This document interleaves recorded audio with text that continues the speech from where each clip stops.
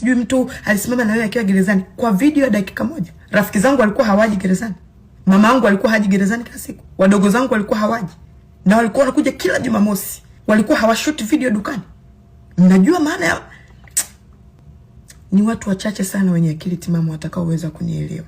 Watu wazima watakaoweza kunielewa.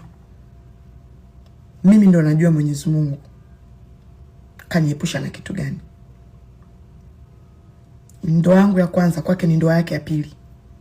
So please, msini trigger kutaka mimi niongee vitu, sijui nifanye nini, sijui nifanye nini. Hakuna lokuwa ananisaidia kupokea barua za wanasheria dukani kwangu.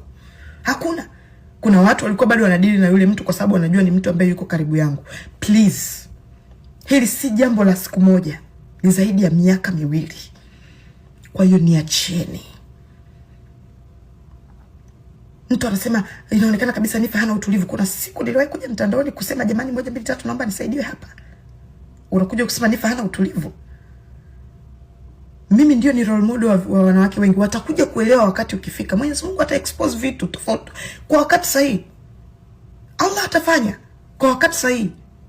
Kila mtu atavuna alichokipanda. Nitavuna nilichokipanda. Na wengine wote walio haikuwa karibu yangu watavuna walioyapanda.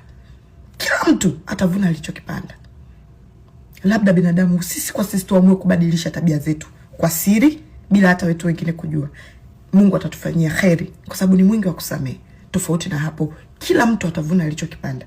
Sitaki eti mtu mnaamini sana mitandao.